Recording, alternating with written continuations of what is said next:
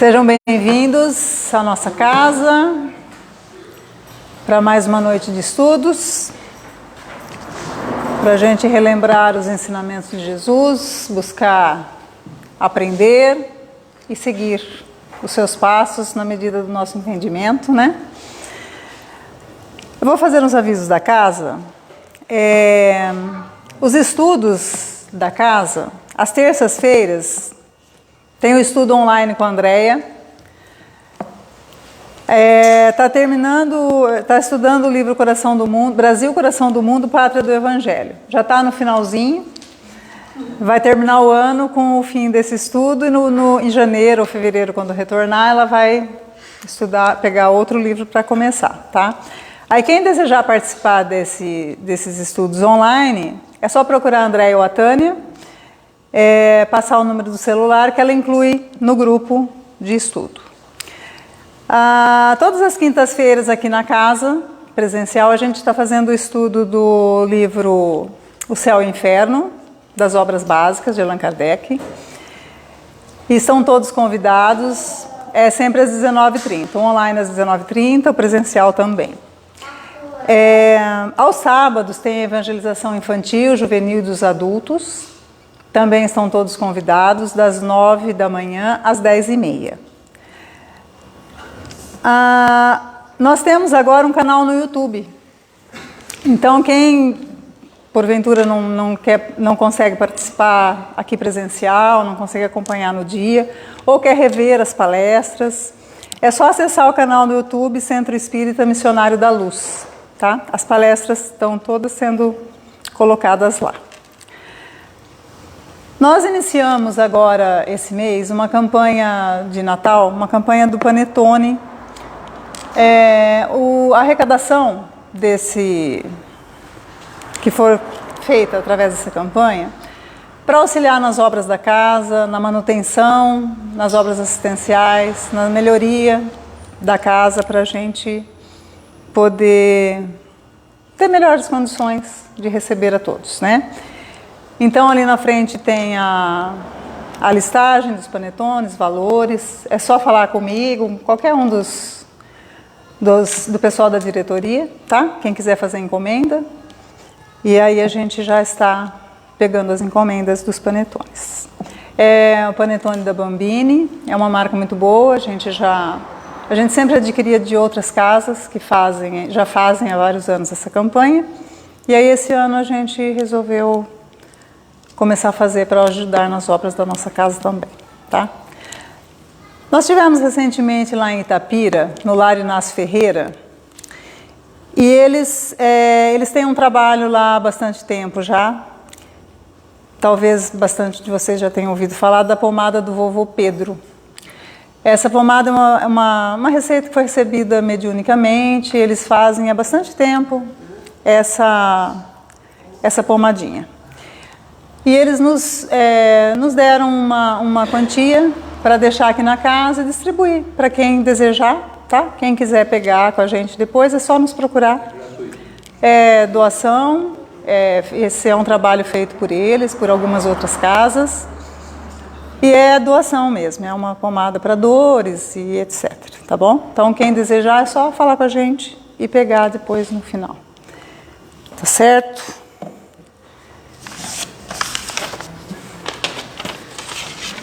Então vamos dar início aos trabalhos da noite.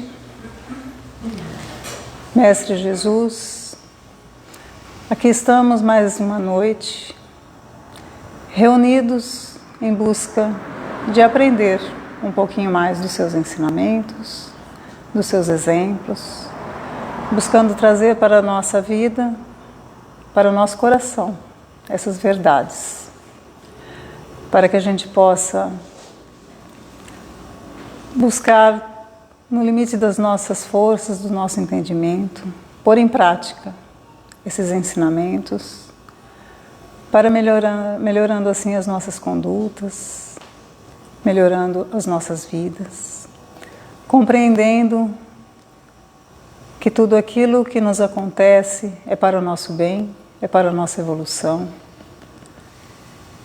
aprendendo a compreender o próximo, a olhar para o próximo com os olhos de compreensão e de amor, entendendo que, como nós queremos ser compreendidos, como nós queremos ser respeitados, o próximo também necessita dessa compreensão, desse entendimento.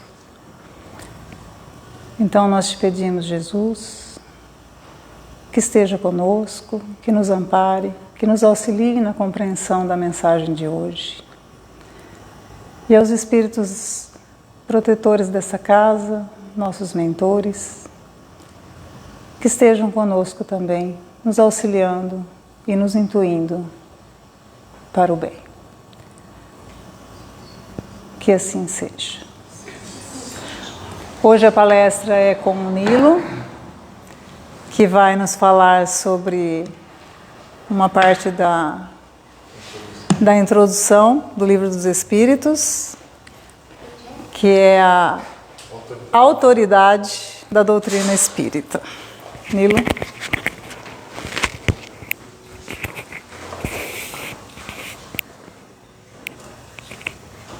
Obrigado. Uma boa noite a todos. Sejam todos bem-vindos à casa, né? Nós vamos dar hoje sequência. A semana passada, a nossa irmã Cláudia começou a introdução do Evangelho segundo o Espiritismo. Como ela nos disse, né? Uma parte aquela que fala sobre a conduta moral do Cristo, onde não há muitos questionamentos a serem feitos, né? Essa parte ninguém pode dizer quanto à moral do Cristo que não entendeu, mas existem algumas normas explicativas, algumas passagens de Jesus que parecem que são meio contraditórias, então ao longo do estudo nós vamos ver isso daí. E hoje a gente vai estar ainda na introdução, agora na segunda parte, né, do capítulo, falando sobre a autoridade da doutrina espírita. Na realidade, essa parte, Kardec vem nos falar um pouco mais voltado aos médiuns, né, ao trabalho de como desenvolveu a doutrina espírita através dos médiuns. Mas ela cabe a todos nós, né? E o importante, ela é um tanto grande, né, essa introdução, não dá para fazer toda aqui, então nós estamos pegando alguns tópicos, né, para nós falarmos aqui a respeito daquilo que o Kardec colocou. Quem tem o Evangelho aí, quem tiver a oportunidade de ler toda a introdução, né, fica melhor entendida essa parte. Muito bem, vamos lá. Começando, o Kardec nos fala sobre a autoridade da doutrina espírita, controle universal dos ensinos dos espíritos, né? E ele começa: se a doutrina espírita fosse de concepção puramente humana, não ofereceria por penhor, ou seja, por garantia, senão as luzes daquele que a houvesse concebido. Se a doutrina espírita fosse uma obra de uma única pessoa, de um ser humano, né, só teríamos por luzes aquilo ali, a ideia daquela pessoa. Ora, ninguém neste mundo poderia alimentar fundadamente a pretensão de possuir com exclusividade a verdade absoluta. Ninguém aqui na Terra pode se dizer dono da verdade absoluta mesmo só Deus, mas ninguém pode dizer que é dono de toda a verdade aqui na Terra, que conhece tudo, que sabe tudo sobre todas as coisas. Se os espíritos que a revelaram se houvessem manifestado a um só homem, nada lhe garantiria a origem, porquanto fora mister acreditar sob a palavra naquele que dissesse ter recebido deles o ensino. Imagine se estivesse comunicado apenas com uma única pessoa, com o próprio Kardec. Os espíritos ali, se o Kardec não era médium ostensivo, né? Mas se ele tivesse se comunicado com ele somente, né? Ainda assim, qual a origem que poderíamos garantir disso daí, né? Quis Deus que a nova... Eu vou ter que ficar brigando com óculos, gente. Quis Deus que a nova revelação chegasse aos homens por mais rápido caminho e mais autêntico. Olha só, um caminho mais rápido, mais autêntico. Incumbiu, pois, os espíritos de levá-la de um polo a outro, manifestando-se por toda parte, sem conferir a ninguém o privilégio de lhes ouvir a palavra. Ou seja, o caminho mais rápido. Se comunicar em vários pontos ao mesmo tempo, em todo o planeta, né? Mais autêntico, vindo diretamente da fonte, diretamente dos espíritos, né? E ninguém aqui na Terra poderia se dizer o privilegiado, ou seja, aquele que recebeu, se fosse o único médium, falar, eu sou o privilegiado, eu que recebi toda a doutrina. E assim ninguém poderia se dizer privilegiado em qualquer condição. Um homem pode ser ludibriado, mas pode enganar-se a si mesmo. Já não será assim quando milhões de criaturas veem e ouvem a mesma coisa. Um homem pode ser enganado, né? Pode enganar uma pessoa facilmente. E aí ele fala uma coisa interessante aqui. Pode enganar-se a si mesmo. Como é que um homem pode enganar-se a si mesmo? Aqui, quando ele está referindo mais ao trabalho mediúnico, existe em toda a comunicação mediúnica existe um negócio chamado animismo. Animismo é alguma coisa que vem do próprio médium. Então ele pode enganar-se a si mesmo como? Ele pode estar num animismo. É claro que o médium, ele recebe, muitas vezes, vamos colocar aqui, uma intuição para escrever. Existe aí alguns tipos de mediunidade. Existe a mediunidade mecânica, totalmente mecânica, onde o médium escreve sem a menor consciência do que está acontecendo, a mão dele anda sozinho, sem ele ter a ideia. Isso é extremamente raro, né? Que eu conheço hoje de mecânico, que eu ouvi, né, o Chico Xavier, que ele chegava a escrever com as duas mãos ao mesmo tempo em línguas diferentes, né, para se ter uma ideia da capacidade. Né? O semimecânico, que a mão vai impulsionada e ele também tem uma consciência do que está escrevendo, e o intuitivo, que é normalmente aquilo como se fosse alguém ditando na mente do médium o que ele deveria escrever, e ele vai impulsionando com a própria mão, ele vai escrevendo aquilo que ele está ouvindo. E o animismo é essa parte que muitas vezes vem do inconsciente da pessoa e soa na cabeça dele como se fosse alguém soprando para ele. Mas não é nenhum espírito de fora, é a sua própria ideia que está lá absorvida. É diferente, gente, do charlatanismo. Charlatanismo é a pessoa premeditar o que ela vai escrever. Eu vou pensar, eu vou analisar e vou escrever. Não, o médium, né, no animismo, ele tem uma certa intuição. E o Kardec fala que em toda comunicação existe um pouco de animismo, existe um pouco da ideia do médium. Porque como passa pela cabeça do médium, passa pela sua mente, ele acaba interferindo de uma certa forma, né, nessa comunicação. Então, por isso que ele fala aqui que ele pode enganar-se a si mesmo. Mas isso já não acontece quando milhões de pessoas ouvem e sentem a mesma coisa. Né? Se todos nós aqui ouvíssemos a mesma coisa, e depois nós vamos ver que também isso não é nada de autêntico, né? Mas se todos ouvíssemos várias pessoas em pontos do globo a mesma ideia, a mesma forma, isso sim daria autenticidade. E ele coloca aqui, constitui isso uma garantia para cada um e para todos. Ou seja, se todo mundo tiver a mesma forma, não precisa ser a mesma palavra, mas a mesma ideia, né, sobre um determinado assunto, significa que aquilo ali é muito provável, é uma garantia para todo mundo, que cada um tem a sua ideia e cada um, né, pode melhorar. Entretanto, faltem os homens para difundi-la, haverá sempre os espíritos, cuja atuação a todos atingem e aos quais ninguém pode atingir.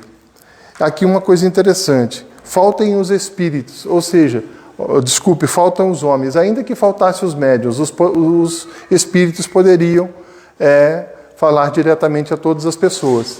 Na pergunta 459 do Livro dos Espíritos, né, Kardec pergunta, influem os espíritos em nossos pensamentos e nossas ações?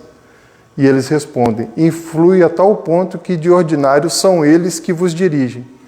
Se são eles que nos dirigem, então nós não temos responsabilidade, certo? Já que a ideia, a intuição parte todas deles, né? Negativo. Nós somos... Porque há dois casos aqui, ele coloca assim, de ordinário são eles que vos dirigem. Mas quando a gente pensa que os espíritos nos dirigem, a gente imagina logo os bons espíritos, né? Mas os maus também nos dirigem. Basta a gente abrir campo para ele. Né? Então ele coloca lá, e de ordinário são eles, ou seja, os espíritos que vos dirigem. Mas ele não falou que são os bons espíritos.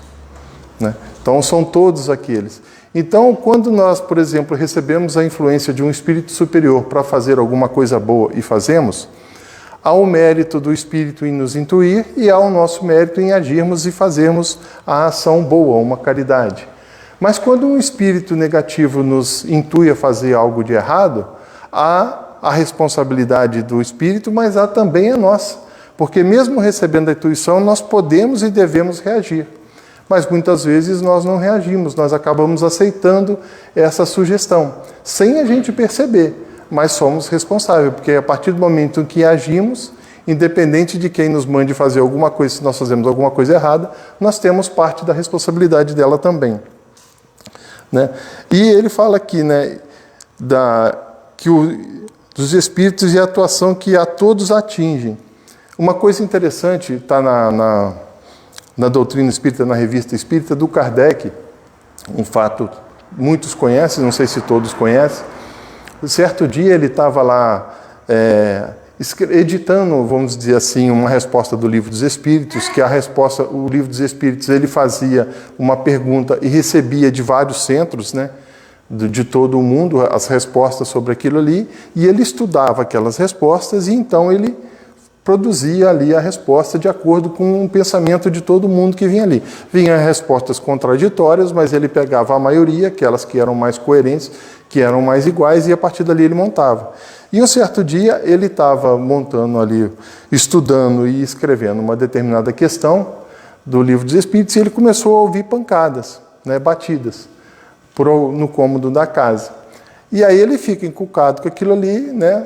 À noite, quando ele vai na Sociedade Parisiense de Estudos Espíritas, ele pergunta na reunião se aquelas pancadas eram produtos de coisas naturais que estavam acontecendo ali ou se era algum espírito que estava falando alguma coisa. E o espírito responde: não, éramos nós que estávamos fazendo aquilo para chamar a sua atenção.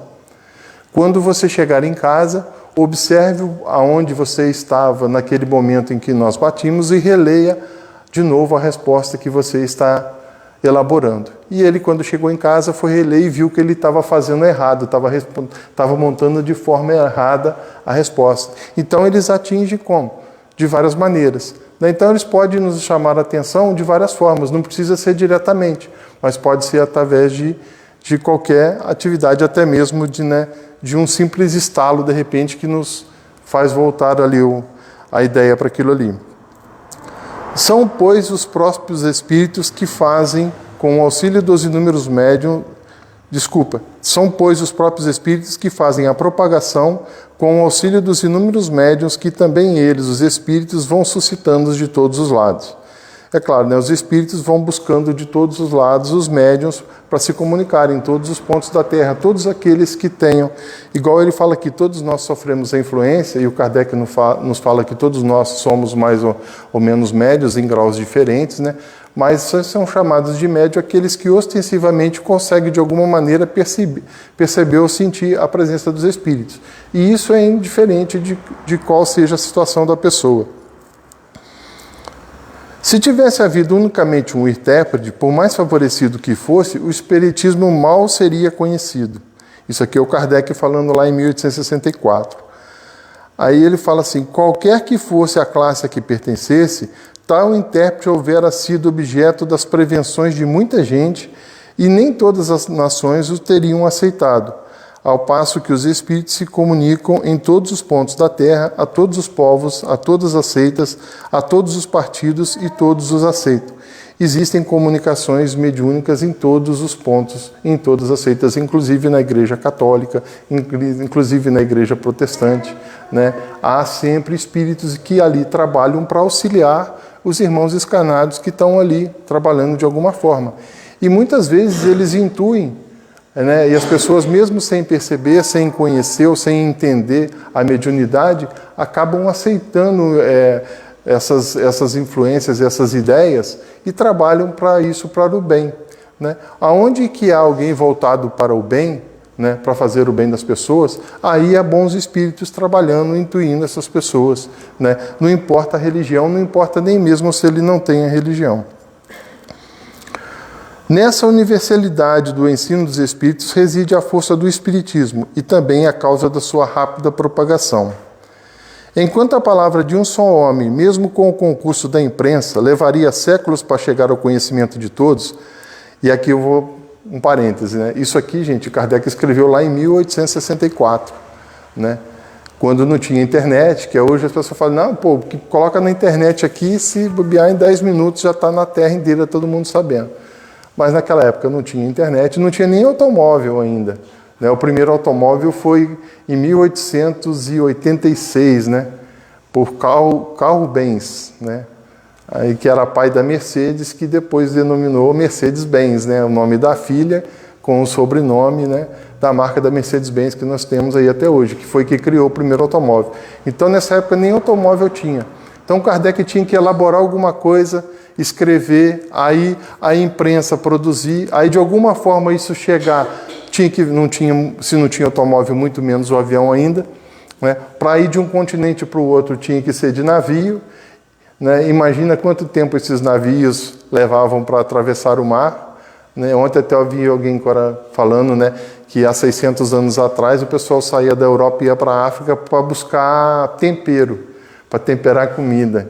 Imagine, né, o gasto, o tempo de uma viagem dessa para buscar tempero, né? E imagine a condição de um navio daquele na época de colocar, e a coragem de quem entrava ali para enfrentar o mar sem a menor condição e navegar e chegar lá, né? Nessa universalidade, desculpe, se o Espiritismo, portanto, é uma verdade, não teme o mal-querer dos homens, nem as revoluções morais, nem as subversões físicas do globo, porque nada disso pode atingir os espíritos. Não é essa, porém, a única vantagem que decorre da sua excepcional posição. Olha só ele colocando ainda da posição, ou seja, de espíritos que não podem ser atingidos. Ela lhe faculta inatacável garantia contra os cismas, ou seja, as desconfianças, as suspeitas, que podem provir, ou seja, proceder, seja da ambição de alguns, seja das contradições de certos espíritos, né? E existem pessoas ambiciosas dentro do espiritismo? Não, né? Basta ser humano que é ambicioso em alguma coisa, entendeu? E tem gente que tem ambições as mais diversas. Sabe-se que os espíritos... E também ele fala aqui das contradições de certos espíritos. Os espíritos se contradizem? Eles não estão no mundo espiritual, não estão conscientes, não têm o corpo para atrapalhar, não dá para saber tudo que eles podem se contradizer? Aí ele coloca aqui, sabe-se que os espíritos, em virtude da diferença de suas capacidades, longe se acham de estar individualmente considerados na posse de toda a verdade, né? Que nem a todos é dado penetrar certos mistérios, ele coloca aqui, nem todos é dado, eu não colocaria certos mistérios, nem todos ainda têm o conhecimento necessário para atingir determinadas áreas, né? Nem todos ainda podem chegar a determinadas áreas por falta ainda de conhecimento, seja por tempo de vida, seja por preguiça ou vontade de estudar e aprender, de se desenvolver, de trabalhar, né? E que o saber de cada um deles é proporcional à sua depuração, né? Que os espíritos vulgares mais não sabem do que muitos homens. Tem muitos homens que sabem muito mais do que muitos espíritos que estão se comunicando. Que entre eles, os espíritos, como entre estes os homens, há presunçosos e sofômanos. Aí uma palavra bonita, alguém sabe o que é um sofômano? Então, é a palavra que eu fui procurar, né? Você foi estudar, né? Eu fui estudar, não, de cabeça eu não lembrava, não. E olha que eu já li isso aqui alguma vez. Sofômano, aquele que tem a mania de querer passar por sábio. Alguém conhece algum sofômano? Aquele que acha que sabe tudo, que tem resposta para tudo, que conhece tudo, que fala de futebol, fala fala de qualquer coisa na vida, né? Que julgam saber o que ignoram, sistemáticos que tomam por verdades as suas ideias. Outro ponto, né? Também a gente não conhece, né? Ninguém que acha que só o que ele pensa é verdade, né? Sistemáticos que conhecem as suas próprias ideias. Então existem espíritos assim, e assim como existem pessoas dessa mesma forma. O primeiro exame comprobativo é, pois, sem contradito da razão, ao qual se cumpre e se submeta, sem exceção, tudo o que venha dos espíritos. Olha só, se submeta sem exceção. E eu vou complementar. tudo que venha dos encarnados também. Não há nada que a gente não possa submeter à razão, ao entendimento, né? Se não é para aceitar tudo que vem dos desencarnados, imagine dos encarnados, né? Eu não tenho todo o conhecimento, né? Como ninguém que vem aqui à frente tem todo o conhecimento. A gente tem, igual o Seu Nascimento falava, um pouquinho talvez de coragem a mais de botar a cara aqui na frente para falar, mas conhecimento mais do que outros não tem.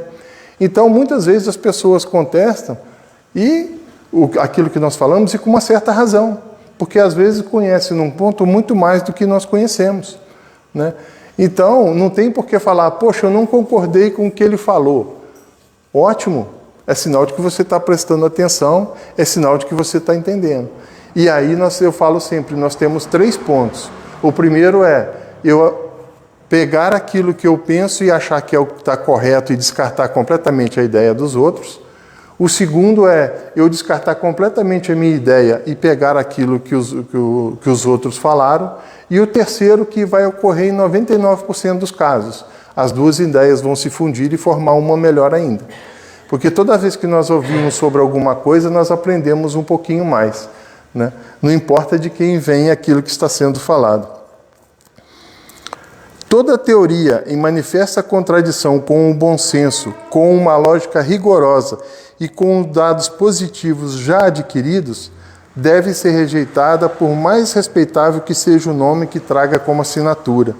Imagina se vem uma assinatura aqui, por exemplo, de Joana de Ângeles falando um monte de coisas inapropriadas. Com certeza a gente vai saber que não é dela, né?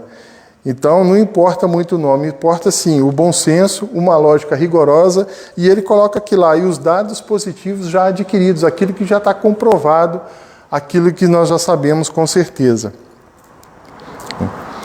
Incompleto, porém, ficará esse exame em muitos casos por efeito da falta de luzes de certas pessoas e da tendência de não poucas a tomar as próprias opiniões como juízes únicos da verdade, né? Às vezes falta o quê? Conhecimento. Então eu não posso julgar uma coisa numa área que eu não conheço, né?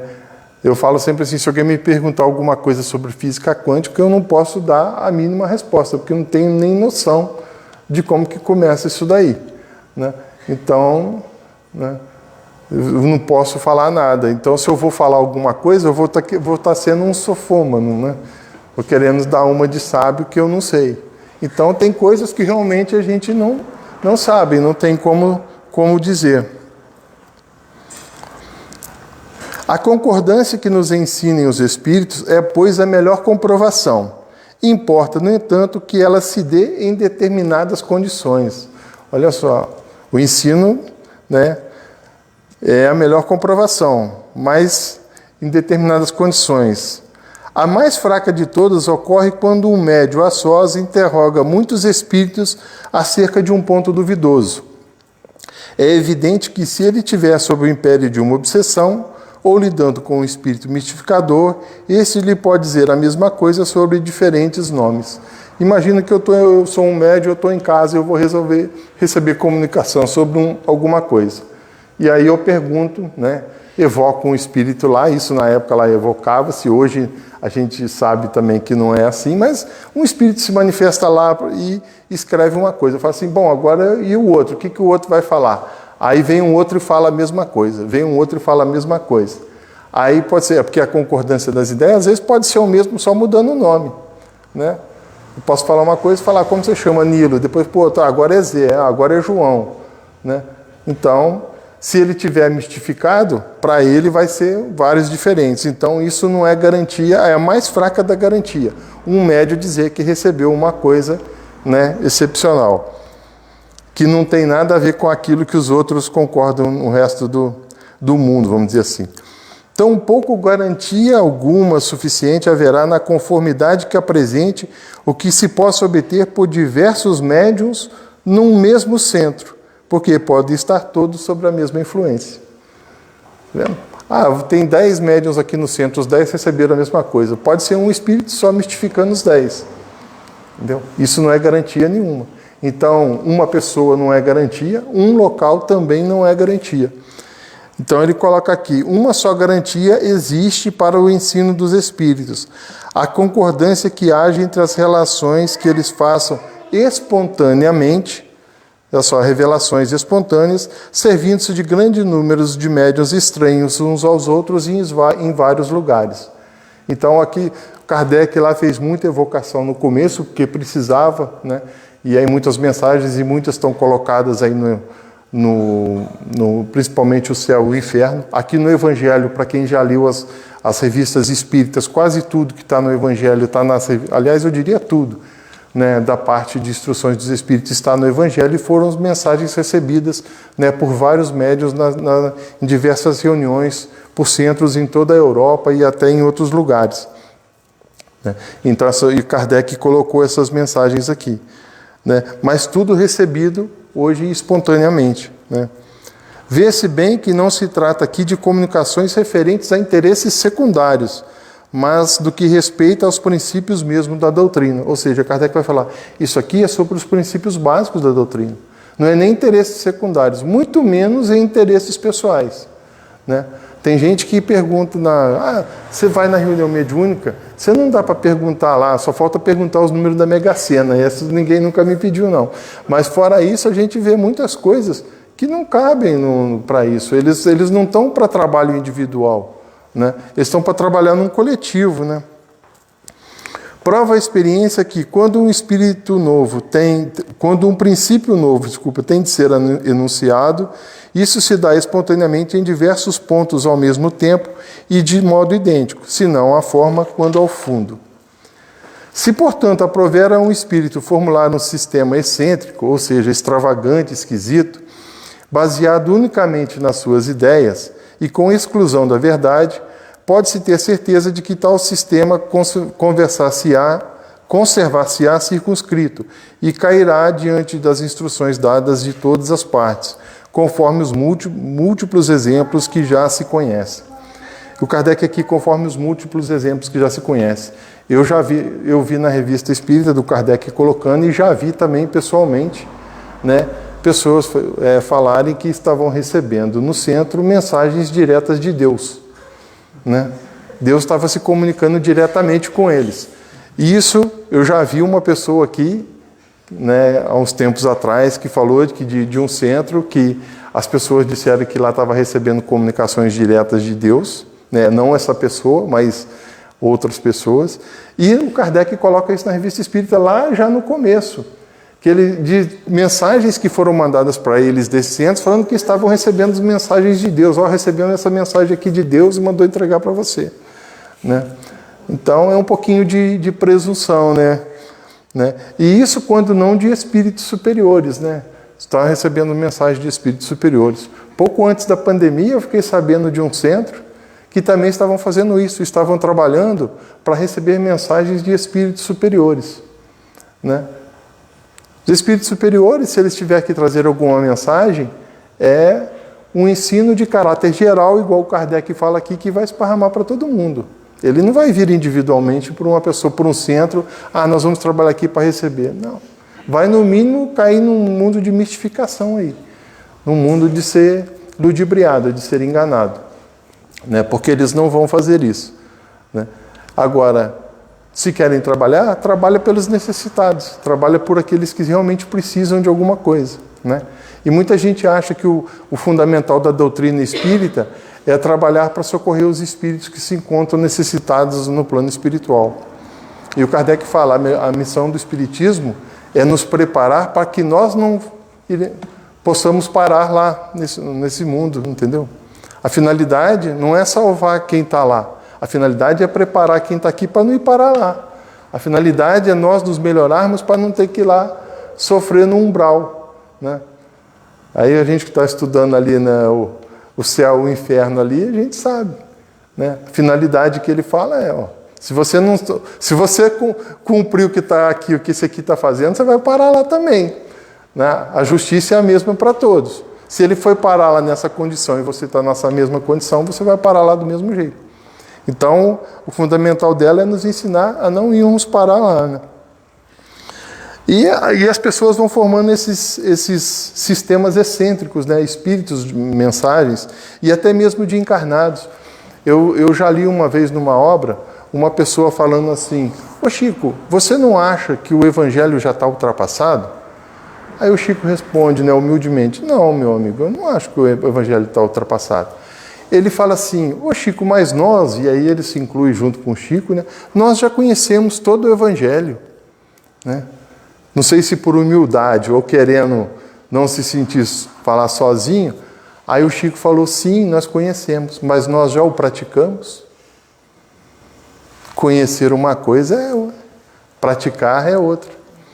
Aí o Chico responde para ele: o dia em que nós praticarmos tudo o que está no Evangelho, aí ele estará ultrapassado para nós.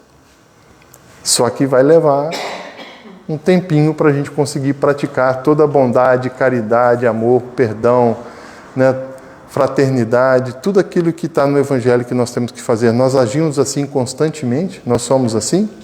Se fôssemos assim, nós não estaríamos aqui, eu garanto, né? Se nós praticássemos o Evangelho na sua plenitude, nós não estaríamos encarnados na Terra. Na posição em que nos encontramos, e isso aqui é uma coisa até que a Cláudia falou semana passada, na posição em que nos encontramos a receber comunicações de perto de 1000 centros espíritas sérios, né, disseminados pelos mais diversos pontos da Terra, achamos-nos em condições de observar sobre que princípios se estabelece a concordância. Aí que o Kardec falando, ele recebeu mensagens do Brasil, de 2 centros, pelo menos que eu sei, um do Rio de Janeiro e um da Bahia, que tem registrado na Revista Espírita, que ele recebeu mensagens do Brasil. A primeira foi da Bahia, depois recebeu de um centro no Rio de Janeiro, né, de mensagens que foram enviadas para ele, né, e ele fala de centros espíritas sérios, e ele fala assim, ele estudou tudo isso, ele pegava e estudava. Imagina o trabalho que o Kardec tinha. Imagina a quantidade de coisa que chegava na mão dele, ele tinha que avaliar e meditar e montar e estudar. O trabalho gigantesco. Então ele falou, a partir desse momento, ele conseguiu estabelecer uma concordância, ou seja, baseado sobre um determinado assunto, tudo que se referia concordando com aquele assunto. O que deu lugar ao êxito da doutrina exposta em O Livro dos Espíritos e em O Livro dos Médiuns foi que em toda a parte todos receberam diretamente dos Espíritos a confirmação do que estes livros contêm. Ou seja, o Kardec coloca aqui na introdução do Evangelho, né, o que deu, né, aí vamos dizer, alavancagem para a doutrina espírita, o Livro dos Espíritos e o Livro dos Médiuns, porque aonde que as pessoas recebiam esses livros, eles interrogavam os espíritos e eles falavam, não, é isso aí mesmo, é o que está aí. O que está aí está certo. É em cima disso que você tem que trabalhar. Né? Lembrando que nessa época aqui, em 64, o Kardec já tinha escrito outros livros, né? Além da Revista Espírita, que ele via desde 1858, ele já tinha escrito O Principiante Espírita, Instruções Práticas sobre as Manifestações Espíritas, Viagem Espírita em 1862, né? Então já uma série de livros mais de conhecimento que ele tinha, além dessas 2 obras, mas que estão à base aí filosófica da doutrina espírita, o Livro dos Espíritos e o Livro dos Médiuns, e depois a base moral, o Evangelho segundo o Espiritismo. Também ressalta que as instruções dadas pelos Espíritos sobre os pontos ainda não elucidados da doutrina não constituirão lei, enquanto essas instruções permanecerem insuladas, ou seja, isoladas, separadas, que elas não devem, por conseguinte, ser aceitas, senão sobre todas as reservas e a título de conhecimento. Se alguém quiser dar uma manifestação falando sobre, olha, eu sei de um novo princípio, isso aqui o Kardec já colocava lá, isso aí não é lei. A lei é a hora que isso aí houver uma concordância no mundo inteiro de acordo com essa situação aí.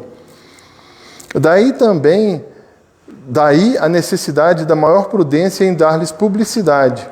E caso se julgue conveniente publicá-las, importa não apresentar senão como opiniões individuais, mais ou menos prováveis, porém carecendo sempre de confirmação. Se vai falar alguma coisa que acha que é diferente, uma opinião, na minha opinião, e nós podemos expressar a nossa opinião, né? Então, a gente coloca dessa forma. Então, a partir do momento que eu tenho certo conhecimento, mas se eu estou emitindo a minha opinião, eu posso dizer, ó, na minha opinião, eu acho isso.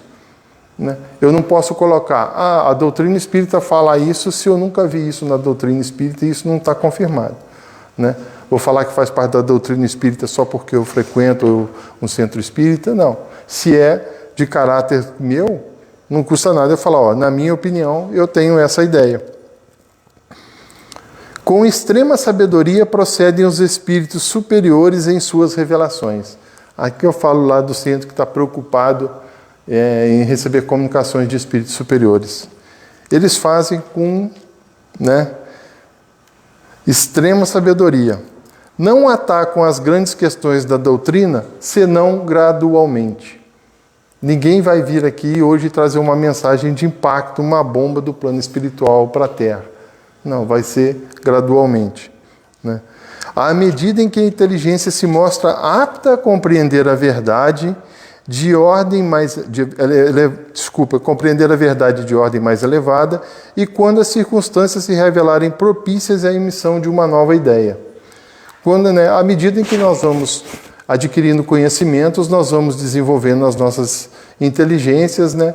Vamos passando isso para os mais jovens de um modo mais rápido, então vai ficando mais fácil, mais apto a mudar um pouco as ideias, mas não é de forma abrupta. Por isso é que logo de princípio não disseram tudo, e tudo ainda hoje não disseram, jamais cedendo à impaciência dos muitos afoitos que querem os frutos antes de estarem maduros. Né? Tem gente que começa, já quer resolver o problema de uma vez só. E não é rápido, não é de uma vez só. Os espíritos levianos, pouco se preocupando com a verdade, a tudo respondem. Daí vem que sobre todas as questões prematuras há sempre respostas contraditórias. O espírito leviano, ele não se preocupa com o que ele vai falar. Né? Por isso tem que se tomar muito cuidado. Os espíritos verdadeiramente ponderados não se sentem se não se sentem suficientemente esclarecidos sobre uma questão, nunca a resolvem de modo absoluto. Declaro que apenas a tratam do seu ponto de vista e aconselha que se aguarde a confirmação. Aquele que é ponderado, se eu não sei, poxa, eu não quero passar por ignorante, eu vou falar que eu sei.